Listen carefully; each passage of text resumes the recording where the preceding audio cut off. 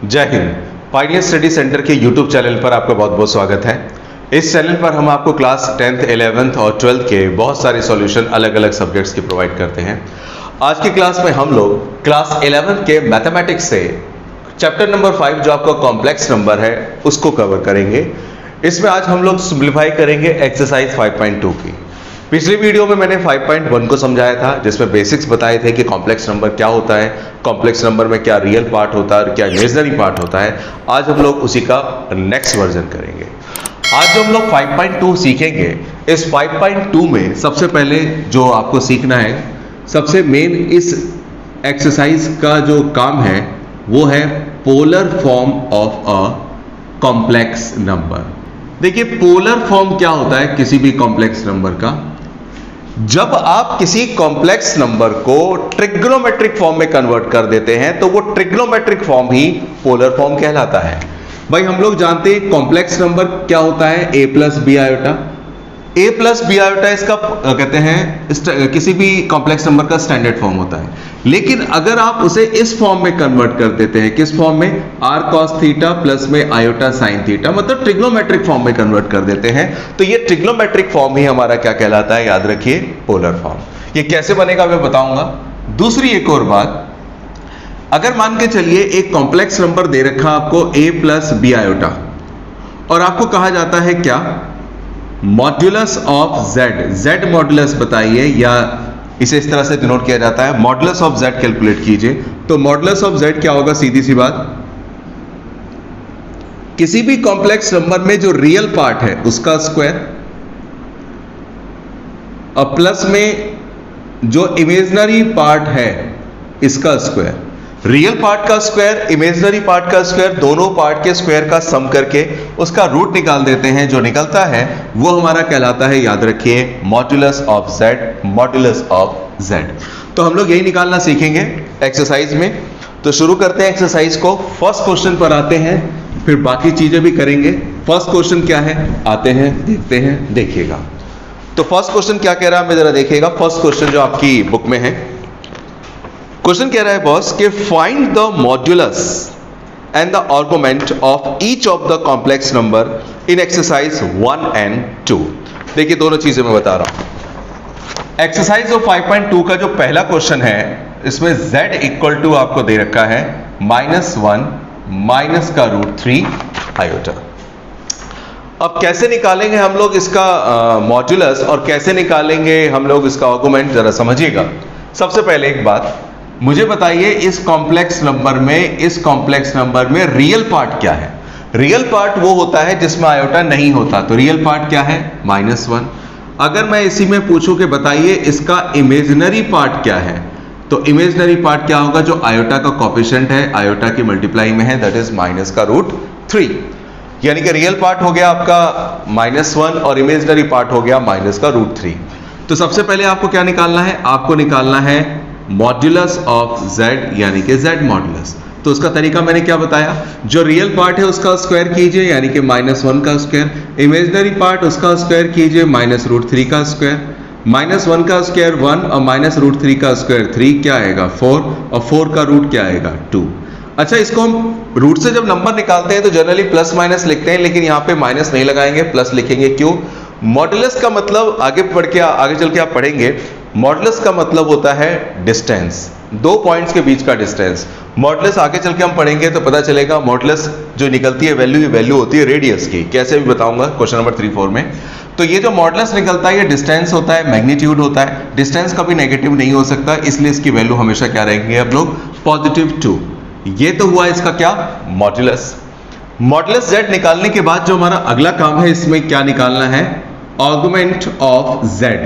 Argument of z का मतलब होता है कि आपको यहां पर एंगल निकालना है, थीटा निकालना है। थीटा निकालने के लिए आपको एक फंडामेंटल यूज करना है कि जो आपका tan थीटा होता है ना, tan थीटा, वो होता है, याद रखिए, क्या, इमेजिनरी पार्ट अपॉन में रियल पार्ट। जो इमेजिनरी पार्ट है उसे रियल पार्ट से डिवाइड कर दीजिए पॉजिटिव वैल्यू के साथ। मतलब कैसे, tan theta as it is, imaginary part आपका क्या होगा, इमेजिनरी पार्ट आपका क्या है, माइनस का √3, रियल पार्ट क्या है, -1। तो tan थीटा कितना आ गया आपका, प्लस का √3 आ गया। अब tan की टेबल में √3 देखना पड़ेगा किस पे होता है, तो जनरली tan की टेबल में √3 होता है 60 पे, 60 का मतलब π/3 पर, तो सीधा हम π/3 लिखेंगे।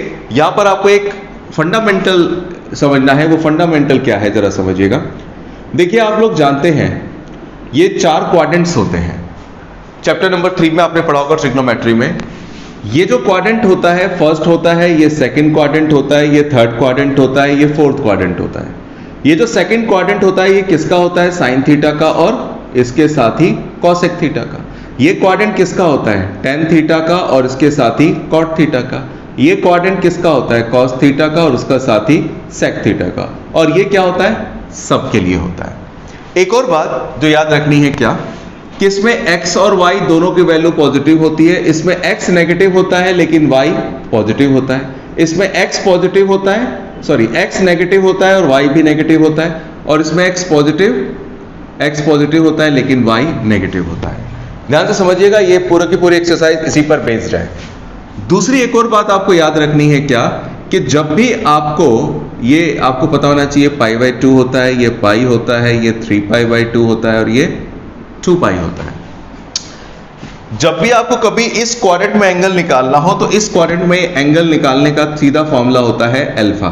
थीटा हमारा होता है अल्फा। अल्फा का मतलब सिंपल एंगल 0 से 90 के बीच का, मतलब कैसे भी बताता हूं। इस क्वाड्रेंट में अगर एंगल निकालना है तो इस क्वाड्रेंट में आपका एंगल होगा पाई माइनस अल्फा।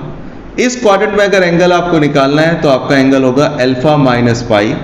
और इस क्वाड्रेंट में अगर कभी एंगल निकालना हो तो एंगल आपका होगा क्या, 2π, या इसको ऐसे लिख सकते हैं। इस क्वाड्रेंट में जब भी आपको एंगल निकालना होगा तो इस क्वाड्रेंट में आपका एंगल होगा माइनस अल्फा। मतलब ये pi minus alpha, alpha minus pi, यहां पर होगा अल्फा, यहां पर होगा 0 माइनस अल्फा मतलब माइनस अल्फा। अब ये मैंने क्या कह दिया जरा समझिएगा, इन दोनों सारी चीजों को मैं कम्युलेट करूंगा कैसे।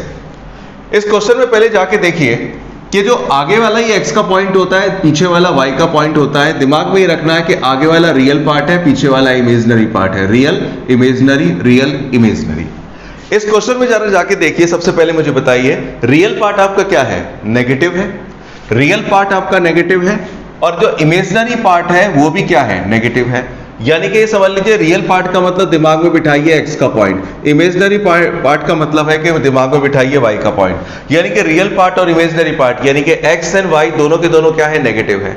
तो x भी नेगेटिव हो, y भी नेगेटिव हो, दोनों के दोनों नेगेटिव कौन से क्वाड्रेंट में होते हैं, थर्ड क्वाड्रेंट में नेगेटिव होते हैं। तो थर्ड क्वाड्रेंट में आपका एंगल निकालना पड़ेगा। आपका जो आर्गुमेंट होगा इस क्वेश्चन में वो फर्स्ट सेकंड फोर्थ नहीं, कौन से क्वाड्रेंट में होगा, थर्ड क्वाड्रेंट में होगा। ये पहला सवाल है, थोड़ा समझने में दिक्कत होगी, एक और करूंगा तो तस्वीर साफ हो जाएगी। तो आपका x भी नेगेटिव है, y भी नेगेटिव है, आपका थर्ड क्वाड्रेंट में एंगल होगा। और थर्ड क्वाड्रेंट क्या बोलता है, थर्ड क्वाड्रेंट बोलता है थीटा हमारा होगा किसके इक्वल, अल्फा माइनस में पाई के।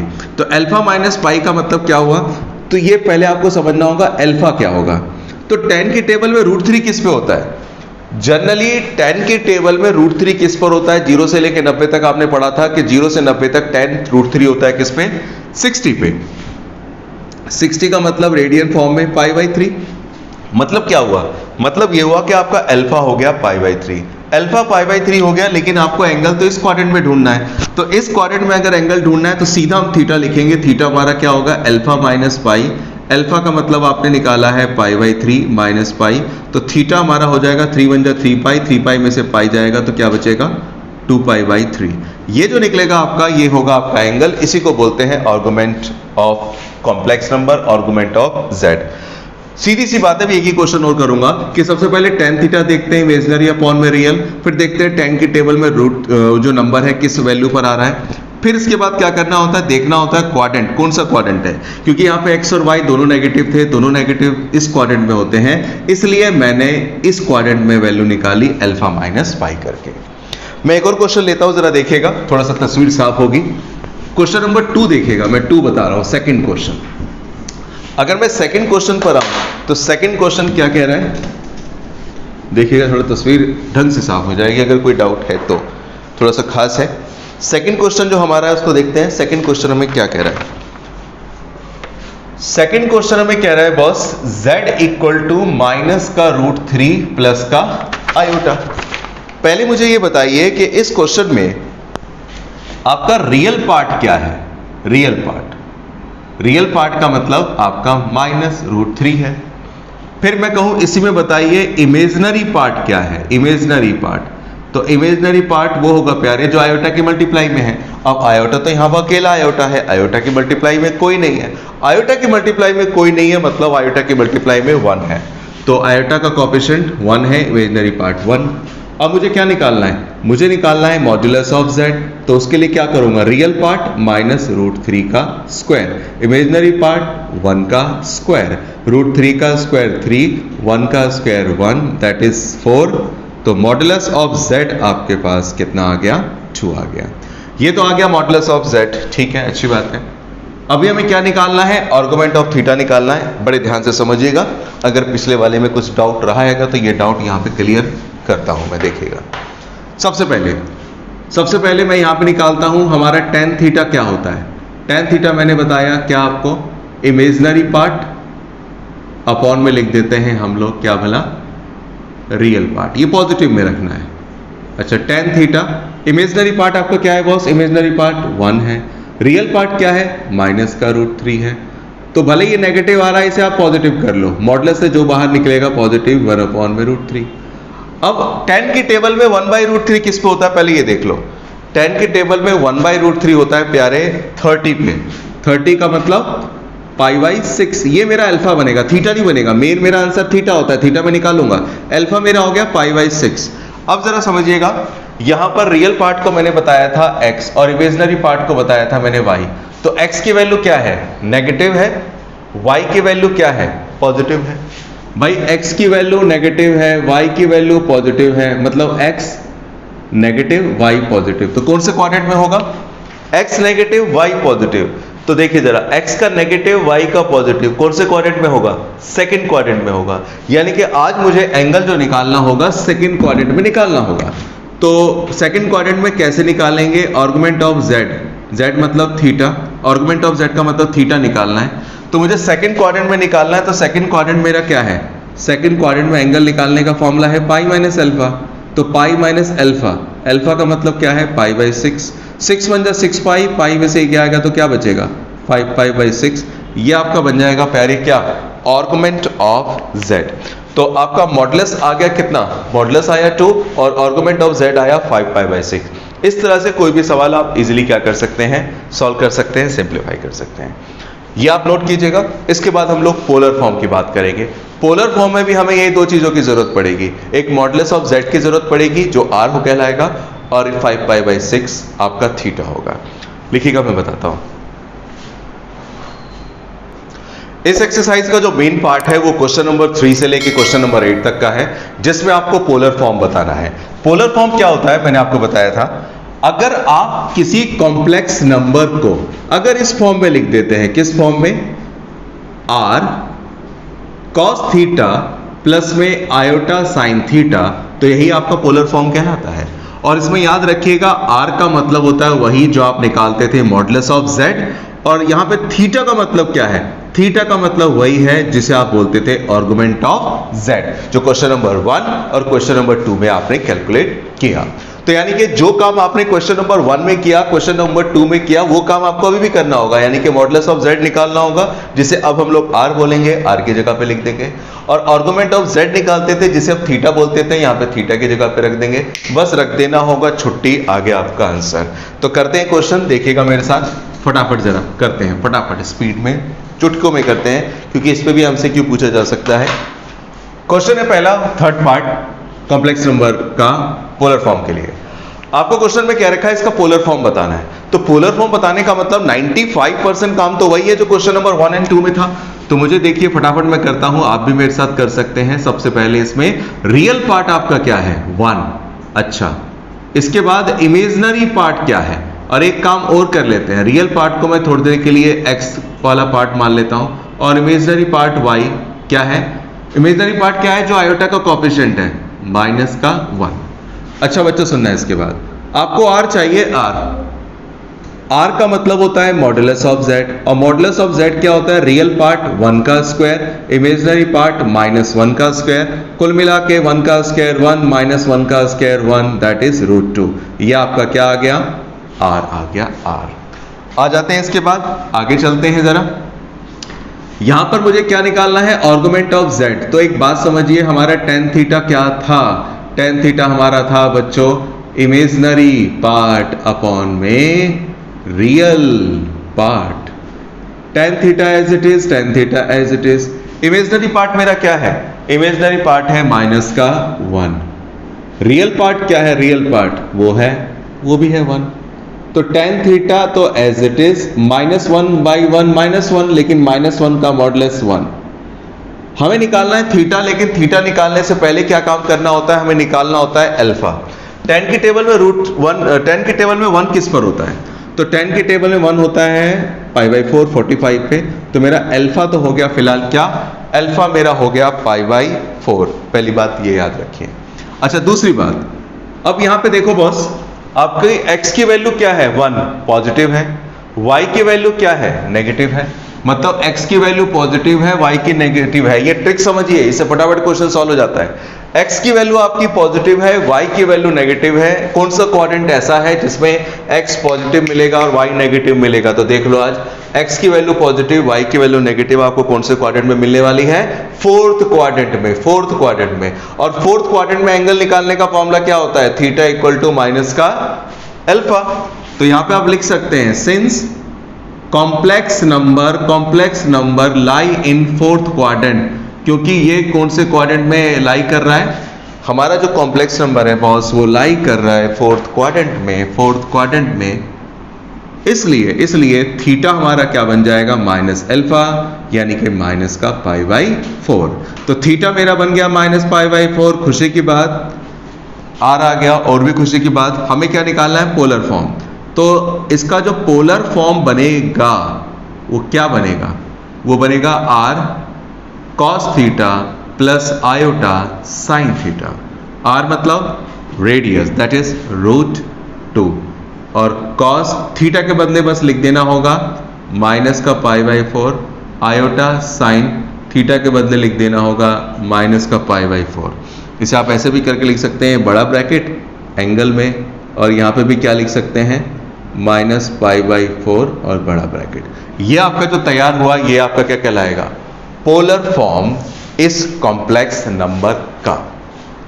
ये मैंने किया आपके सामने थर्ड पार्ट। अगर थर्ड पार्ट के बाद इसी तरह से मैं कहूँ, थर्ड पार्ट के बाद फोर्थ पार्ट आप इजीली कर सकते हैं। मैं आपको फिफ्थ पार्ट करके देता हूँ। फिफ्थ पार्ट में दोनों के दोनों माइनस हैं, तो वो कैसे होंगे देखिएगा। थर्ड मैंने किया है, फोर्थ आप खुद करने की कोशिश कीजिए, वीडियो पॉज करके आप नोट कर सकते हैं। मैं फोर्थ पार्ट करके दे रहा हूं बस। फोर्थ पार्ट कैसे होगा देखिएगा। इसके बाद आप एमसीक्यू का कोई भी क्वेश्चन या पोलर फॉर्म का कोई भी क्वेश्चन हो बहुत इजीली सॉल्व कर सकते हैं। अगर समझ में आ रहा है तो वीडियो को लाइक जरूर कर देना और अपने फ्रेंड्स के साथ शेयर जरूर कर दीजिएगा। मेहनत होती है काफी वीडियो बनाने में। क्वेश्चन नंबर फोर्थ के बाद थर्ड मैंने किया है, फोर्थ आप जरूर कीजिएगा। फिफ्थ मैं कर रहा हूं, आपको दे रखा है -1 माइनस का आयोटा, इतना लिखा हुआ है बस। अब इसको जरा सॉल्व करते हैं, देखिए कैसे होगा ये। पहले तो वही काम रेडियस निकालना है, तो पहले मुझे बताइए इसका जो रियल पार्ट है वो क्या है। रियल पार्ट जिसे हम x मान लेते हैं -1। अच्छा, इसका इमेजिनरी पार्ट क्या है, इमेजिनरी पार्ट y मान लेते हैं। आयोटा का कोएफिशिएंट -1, तो मेरे को क्या निकालना है radius that is modulus of z, और ये क्या आएगा रियल पार्ट -1 का स्क्वायर, इमेजिनरी पार्ट -1 का स्क्वायर, क्या आ जाएगा -1 का स्क्वायर 1 क्या आ जाएगा ये √2 आ गया। तो ये आपका आ गया r। अच्छा, अब मैं यहां पे यहीं पे आ जाता हूं, देखिए नाउ अब इसके बाद हमारा tan थीटा क्या होता है बच्चों, tan थीटा होता है, बार बार लिख रहा हूं, इमेजिनरी पार्ट अपॉन में real part, imaginary part upon में रियल पार्ट। तो इसमें tan थीटा, तो tan थीटा चल रहा है, चलने दीजिए। इमेजिनरी पार्ट क्या है हमारा, इमेजिनरी पार्ट -1, रियल पार्ट -1, क्या बनेगा प्यारे -1 1 का 1। अब tan की टेबल में 1 किस पर होता है, तो tan की टेबल में कहूं तो tan की टेबल में 1 होता है π/4 पे। तो इसका मतलब ये हुआ, यहाँ पे आता हूं मैं, अल्फा मेरा पाई बाई 4 आ गया। मेन की है, मेन चाबी है सवाल को सॉल्व करने वाली अल्फा। 10 के टेबल में 1 किस पे होता है? पाई बाई 4, ये मेरा अल्फा है। अब जरा देखो बच्चों, आपका x का पॉइंट भी नेगेटिव है, y का पॉइंट भी नेगेटिव है, यानी कि बोथ है द नेगेटिव वैल्यूज। अब x भी नेगेटिव है, y भी नेगेटिव है, कौन से क्वाड्रेंट में होता है ऐसा? थर्ड क्वाड्रेंट में होता है। x भी नेगेटिव, y भी नेगेटिव, तो लिखेंगे क्या? Complex number lie on third quadrant. Third quadrant में लाई करता है, तो थर्ड क्वाड्रेंट में थीटा हमारा क्या होता है? Alpha minus pi. अल्फा का मतलब आया पाई बाई 4। अल्फा मेरा कितना आया है? पाई बाई 4 आया है, तो ये आ जाएगा माइनस पाई, तो थीटा क्या आ जाएगा? 4 बन जा 4 पाई, 4 पाई में से पाई गया तो माइनस का 3 पाई बाई 4, ये हमारा आ गया थीटा। नाउ हमारा पोलर फॉर्म क्या होगा? तो भाई पोलर फॉर्म का जो फॉर्मूला था वो था r cos थीटा प्लस में आयोटा साइन थीटा। तो r की वैल्यू अपने पास क्या आ गई है? r की वैल्यू आ गई है √2, यहां पे रख देता हूं। cos थीटा का मतलब माइनस 3 पाई बाई 4 प्लस में आयोटा साइन थीटा का मतलब 3 पाई बाई 4। बस ये आपका आंसर आ गया। क्यों? अगर समझ में आ रहा है तो भी लाइक जरूर करना भाई, अगर कोई डाउट है तो कमेंट जरूर लिखिएगा, नोट कीजिएगा। आगे करते हैं, क्वेश्चन नंबर 6 पर आते हैं, जो एक सिंपल सा नंबर है, बस लिखा हुआ है -3।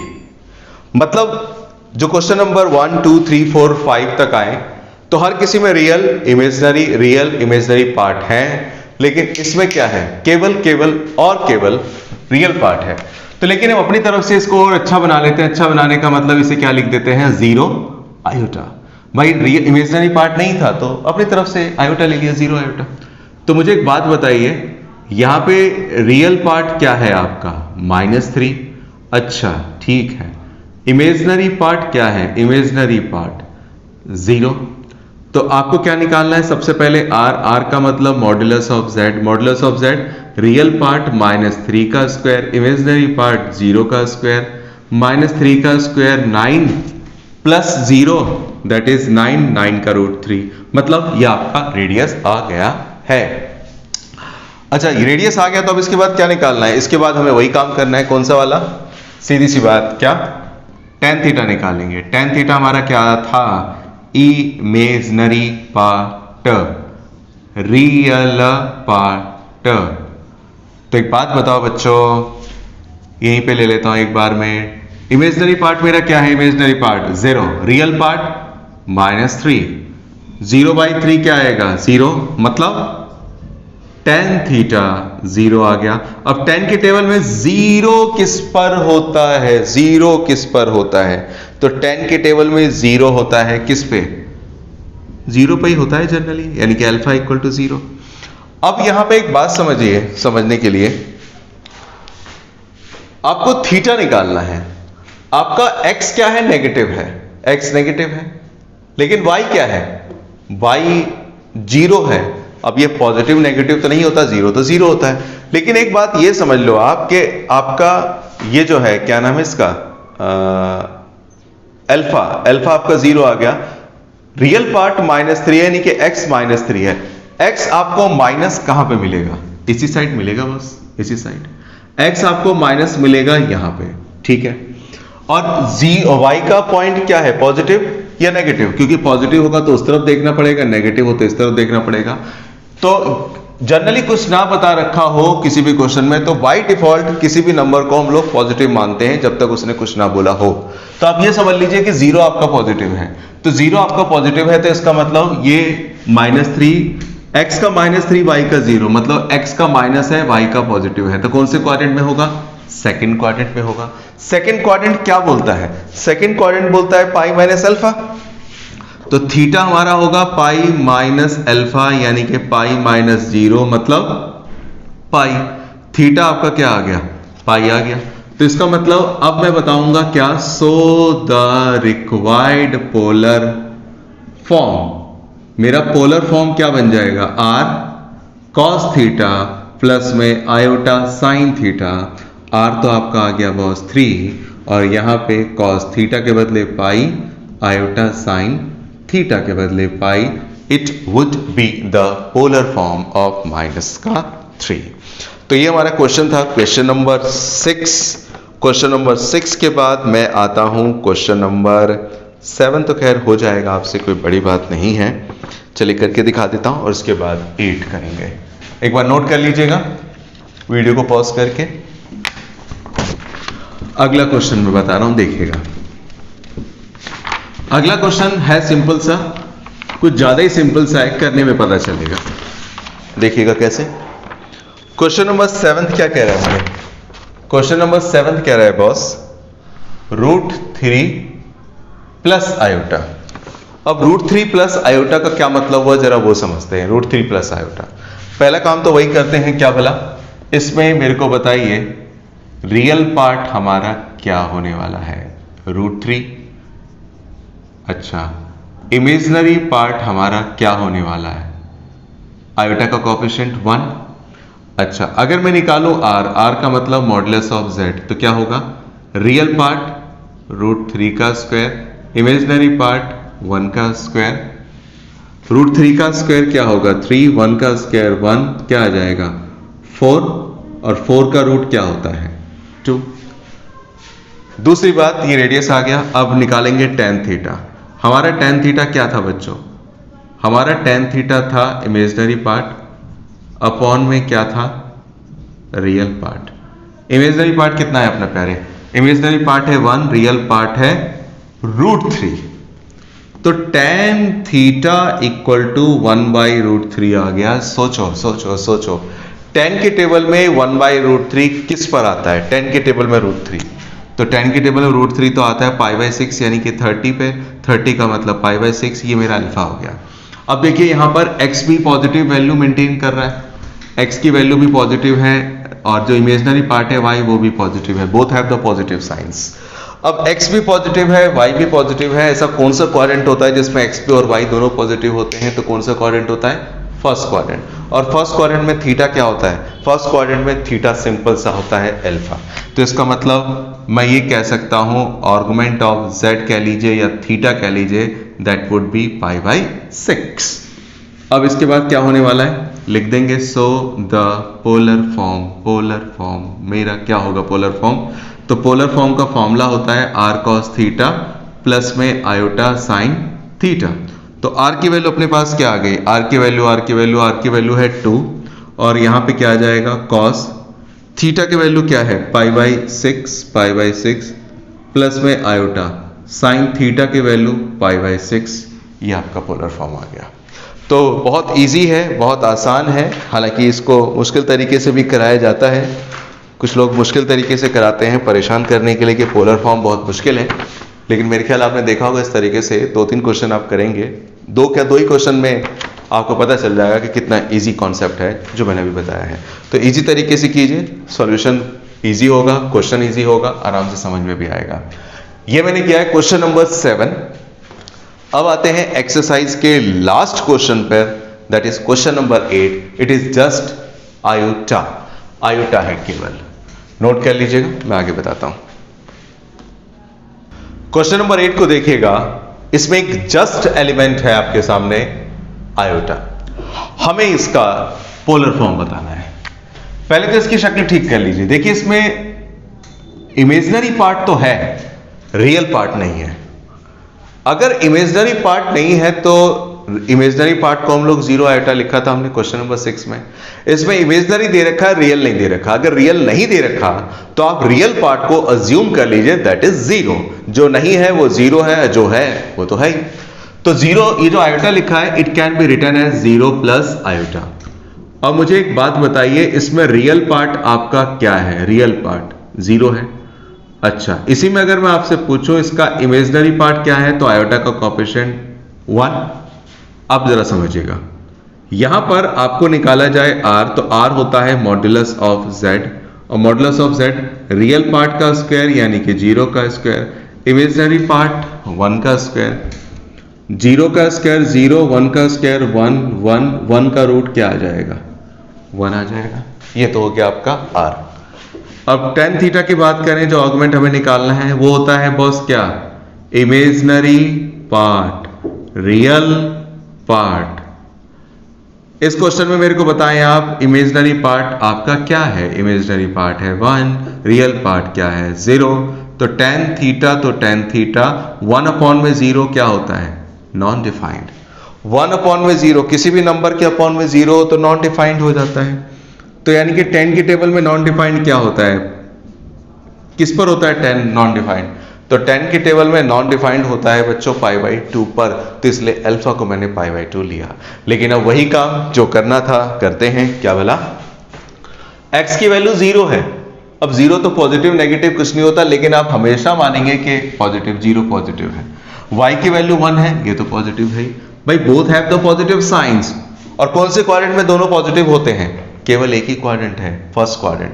फर्स्ट क्वाड्रेंट में दोनों वैल्यू पॉजिटिव होती है, और फर्स्ट क्वाड्रेंट में थीटा निकालने का तरीका क्या होता है, अल्फा।